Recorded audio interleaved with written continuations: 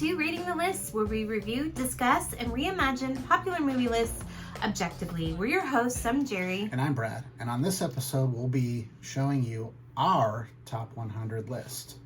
Very, very exciting. Yep. So we reviewed the AFI's 100 Years, 100 Passions, the 100 Greatest Love Stories of All Time. So we went through 100 through number 1. Then in the last episode we re-ranked those 100 based on our score.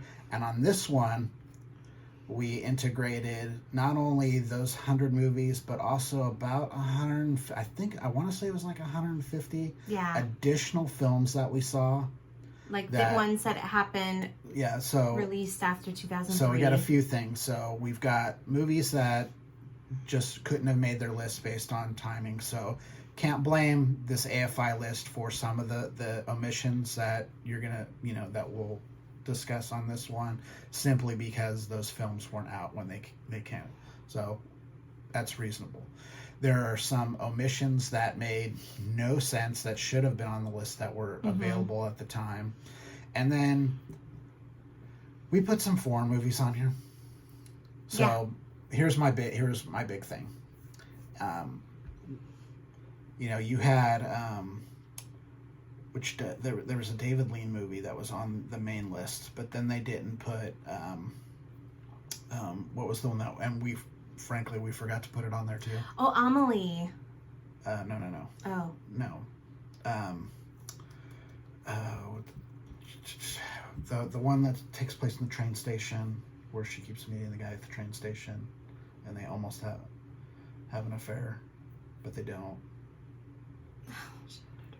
Anyway. We watched a lot of movies. We watched a ton of movies. But, they put this one David Lean movie on there, but then they don't put another David Lean movie on there, and it's specifically because one was funded but with American money and one was funded with British money. It's like...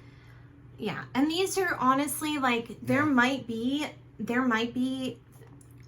movies that you think should be on this list that are not, and it might be because we haven't seen them. Yeah, we tried to do... we spent over a year watching the movies on this list.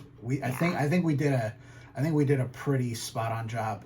We watched like 250 movies. That's like a movie every other day. Yeah, it's a lot. So we included foreign movies because, in my opinion, they started telling, when you've got The Hunchback of Notre Dame, I don't care if it's an American production or not, that's a French story. Mm-hmm. If you're going to do that, we're going to tell some French stories. We're going to tell stories from, other parts of the world too. Specifically, Frank, we're English speakers, so, there's a really interesting Australian pick that's on here. Oh, yeah. There are quite a few movies that take place in Great Britain. Irish movies, there's a lot, and excluding those simply because of who signed the paycheck to me is silly. Yeah.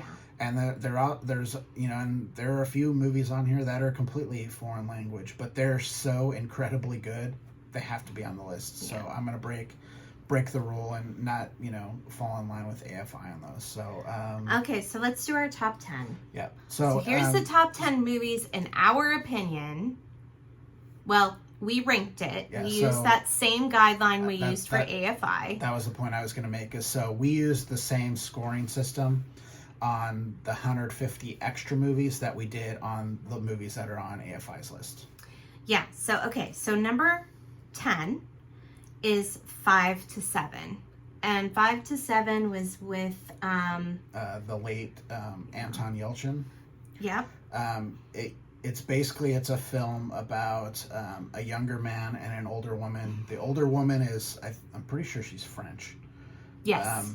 So she is married, but it's kind of a play on the difference in morality, between, Americans and others. So she's married, and she and her husband are in a kind of open relationship. So he steps out a little bit, and she's kind of free to do whatever she wants, like 5 o'clock to 7 o'clock on certain days. And that's kind of what happens is, these two, you know, it's kind of a little bit of a May December romance. She's probably like, I'd say she's probably in her early 40s, Yeah. and he's in his like mid 20s. Yeah. And you know, it's kind of about their love affair, his struggles with it, you know, her nuts, you know, she has some struggles with it to some extent. Yeah.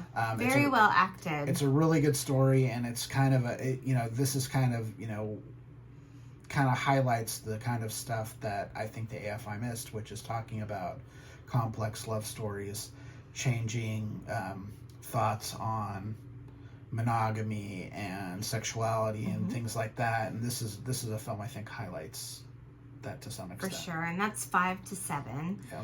Our number 9 is The Big Sick with Kamala Johnny. Yeah. And Johnny. And what's her name? I don't remember. I should have wrote this down. I can't remember her name. Really good about a couple that had just started out, young couple. They get together, and then they break up, but they kind of separate. And as that happens, she gets sick.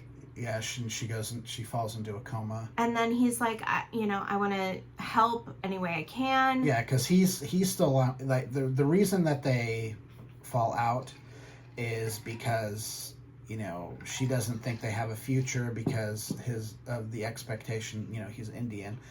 They have an expectation that, you know, he's going to be in an arranged marriage. She finds this box with all these like potential different women. Yeah. And it kind of throws them for a loop, so that they both love each other still. He's definitely wants to be with her. He's trying to figure out a way to do that, to navigate his, you know, his cultural sensitivity towards his parents and other stuff. And then she falls into a coma. He shows up. You know, her parents kind of know about the breakup. Yeah, he begins a relationship. He begins a relationship with her parents, who are really great. They're played by Holly Hunter and Ray Romano. It's really great. This is a semi-biographical story about Kumail Nanjiani and his wife. They both wrote this movie together. It's a really good movie. It's sweet. It's funny. It's thoughtful. It's really, really great.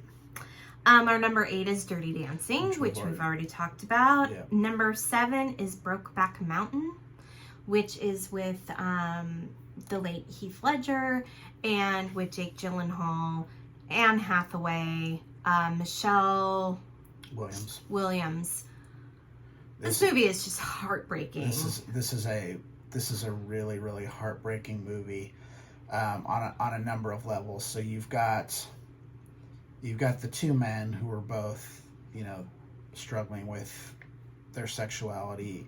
You know, setting it in like a cowboy movie is just brilliant. You know, what's manlier than a cowboy? Right, and it's like, yeah. And you know, you've got these two men. You know, they come together over the course of a couple different years.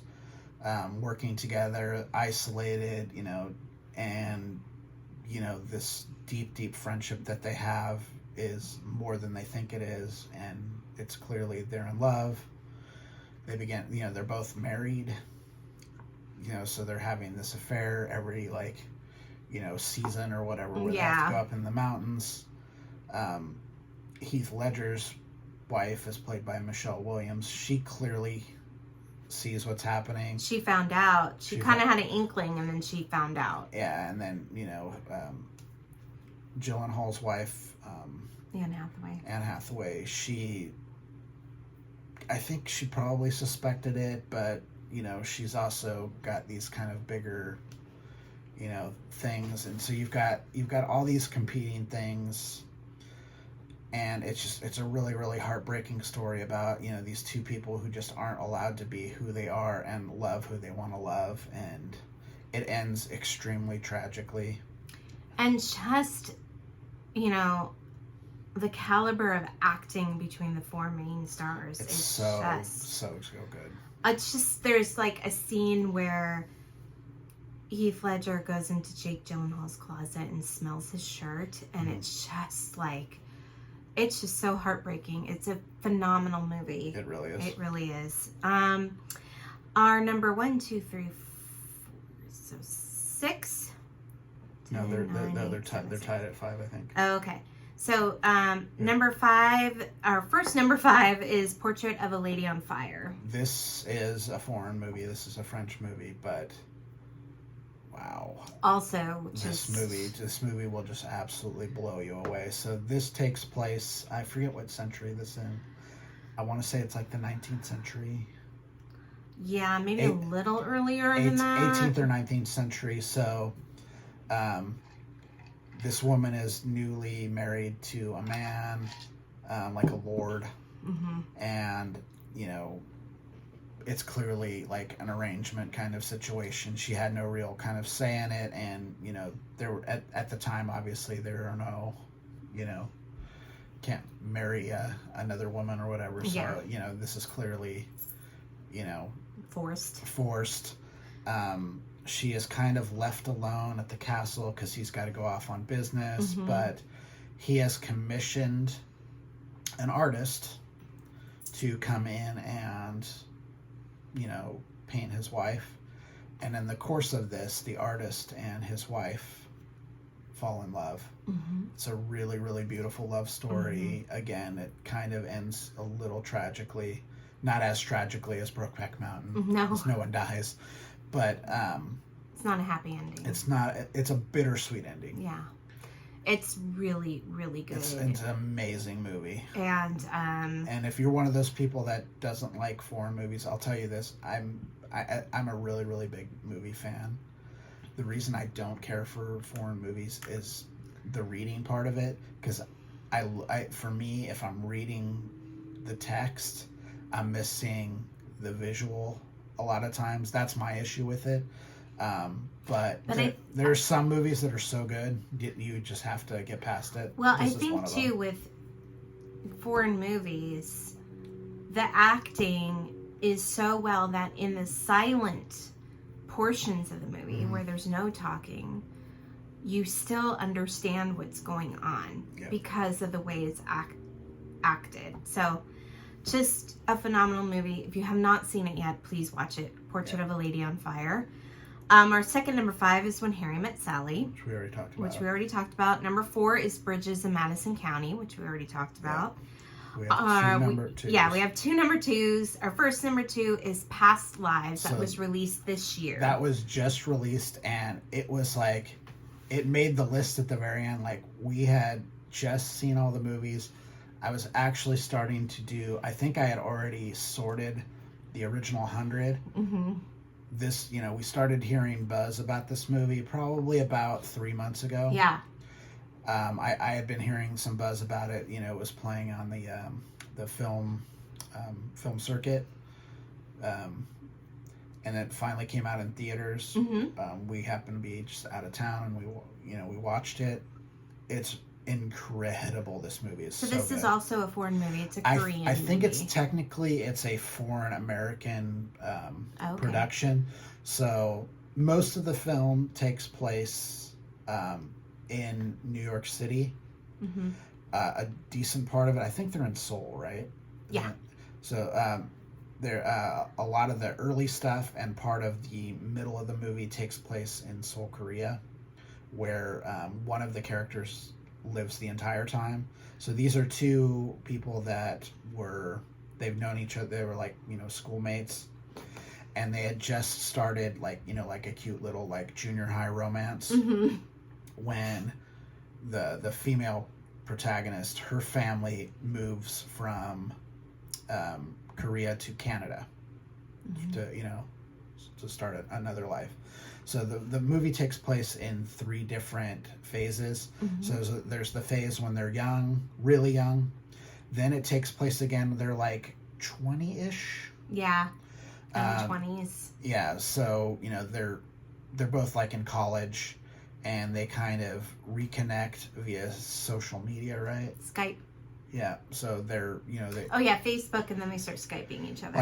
Like her dad is like a filmmaker, and he's like posting on her dad's like Facebook mm-hmm. posts, and she kind of sees it because, you know, she was just like talking about it with her mom or whatever.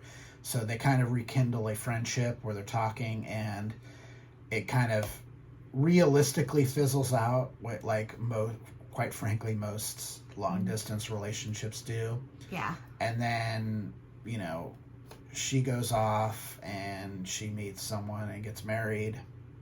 He's in a serious relationship himself.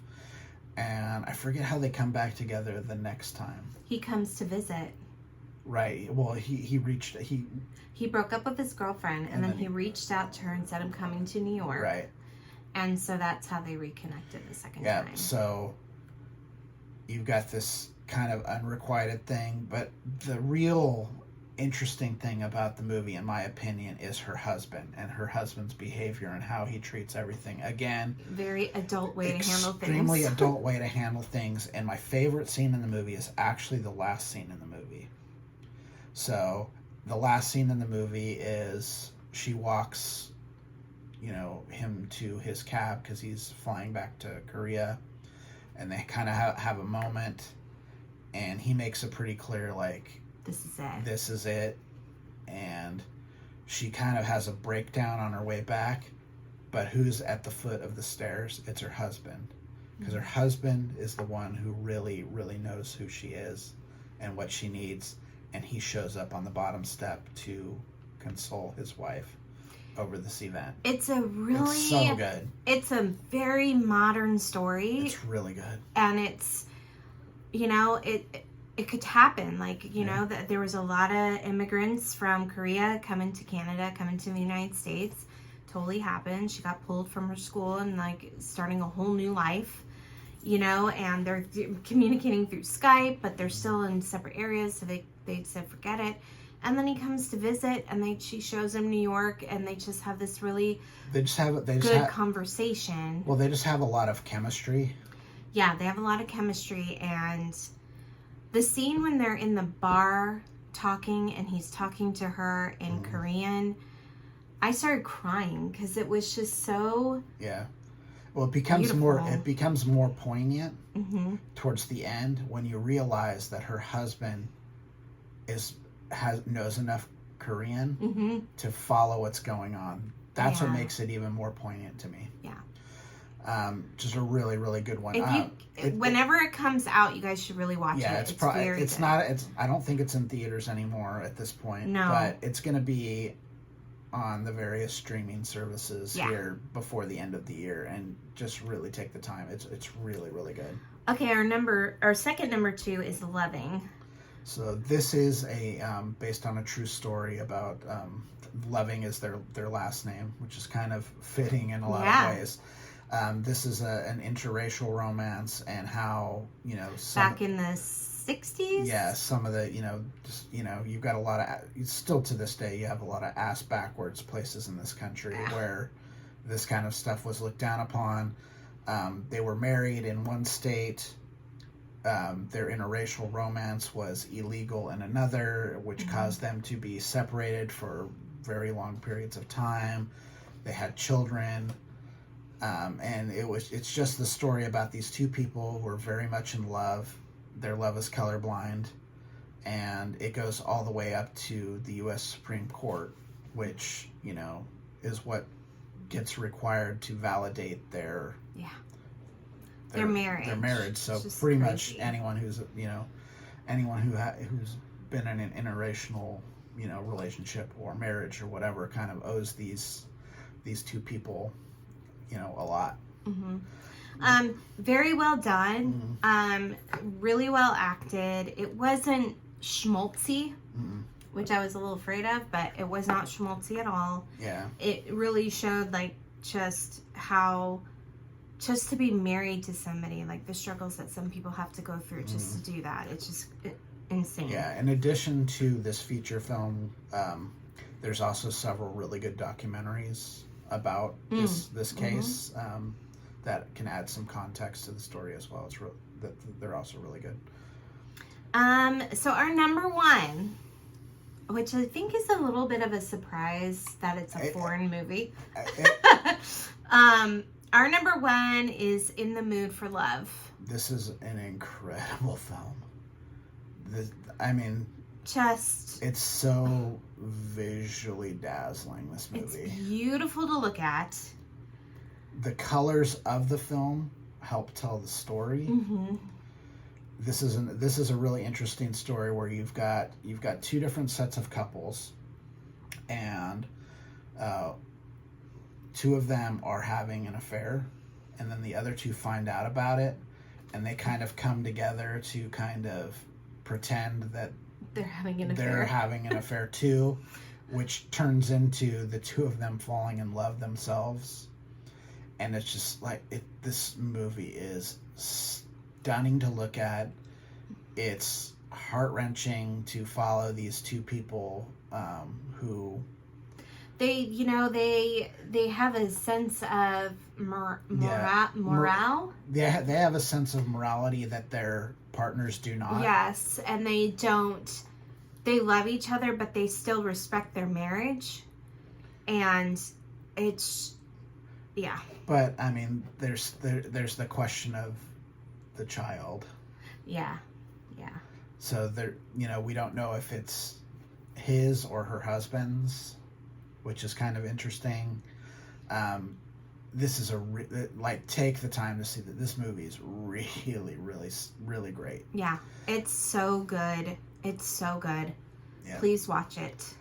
We had a couple others we wanted to kind of talk about. The ones that I wanted to kind of highlight, because I think watching them as a whole piece is what makes the most sense. It's what's called the Before trilogy. So David Linklater's Before Sunrise, Before Sunset. What's the order? I'm trying to think. Before Sunset, Before Sunrise, and Before Midnight. So this takes place over the course of roughly 20 years. Yeah. The movie star Ethan Hawke, he's an American writer. He happens to be in. Where are they at? Are they in Prague? I think they're in Prague. I can't. Yeah, I'm pretty sure they're in Prague. Julie Delpy, French actress, plays this girl, and they have this meet cute when they're like early 20s. Yeah. Again, it's one of those stories where you buy that the romance evolves very quickly. They have this wonderful, wonderful night together, and then they agree to, that they'll meet each other in 10 years. We come to the film more than 10 years later in the next sequel, where they kind of, things have happened in their lives. They're obviously older. And I think they're in Paris. I think they're in Paris this time, yeah. And he is now an established author. She comes to one of his book readings. They have another one of basically have the same kind of day, but with a little bit of baggage about why didn't you show up, this, that, and it ends on this really, really interesting cliffhanger. And then in the last film, they are a married couple with children. They're a blended family because he had children from previous marriage. And this is an exploration of these people that are approaching middle-aged and,